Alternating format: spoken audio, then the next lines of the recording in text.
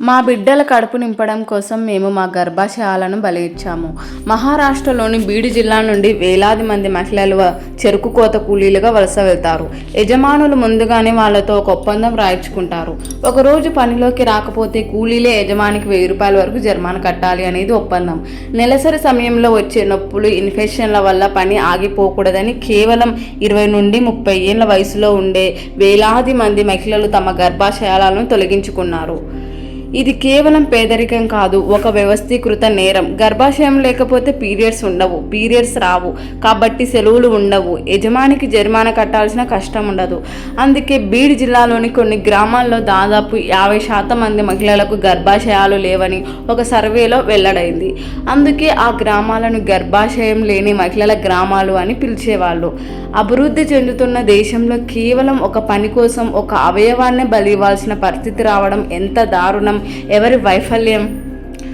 గర్భాశయం లేకపోతే సెలవులు పెట్టాల్సిన అవసరం ఉండదని కాంట్రాక్టర్లు ఈ మహిళలను బ్రెయిన్ వాష్ చేసి వెట్టి చాకరీ చేయించుకున్నారు. చిన్నపాటి ఇన్ఫెక్షన్లు లేదా తెల్లబట్ట సమస్యలతో ఆసుపత్రికి వెళ్తే ప్రైవేట్ డాక్టర్లు భయపెట్టి వారికి అనవసరంగా హిస్టెరెక్టమీ ఆపరేషన్లు చేసి వారిని ఆర్థికంగా దోపిడీ చేసి శారీరకంగా, మానసికంగా బలహీనపరిచారు. ఇది కేవలం ఒక ఆరోగ్య సమస్య కాదు, పేదరికం మరియు కార్పొరేట్ వ్యవస్థల ఒత్తిడి వల్ల ఆ మహిళలు ఎదుర్కొంటున్న ఒక సామాజిక విషాదం. ఓ తల్లి తన బిడ్డల కోసం, కడుపు నింపడం కోసం తన గర్భాన్ని తీయించేసుకుంది. ఆ చెరుకు గడ్డల్లో ఉన్నది తీపి మాత్రమే కాదు, ఆమె నెత్తురులోని శోకం.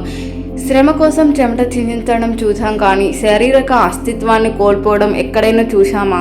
ఇప్పుడు మహారాష్ట్ర బీడ్ జిల్లా అంటే కేవలం ఊరు మాత్రమే కాదు, అది గర్భాశయాలు లేని ఓ బీడు.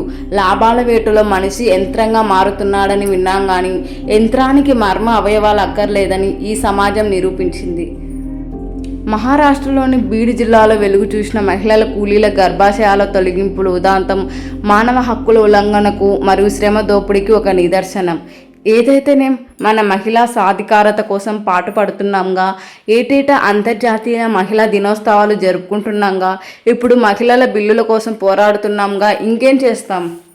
ఇప్పుడు ప్రశ్న మనదే. అభివృద్ధి అంటున్న దేశంలో ఇలాంటి పరిస్థితి ఎందుకు? ఈ మహిళల బాధ్యత ఎవరిది?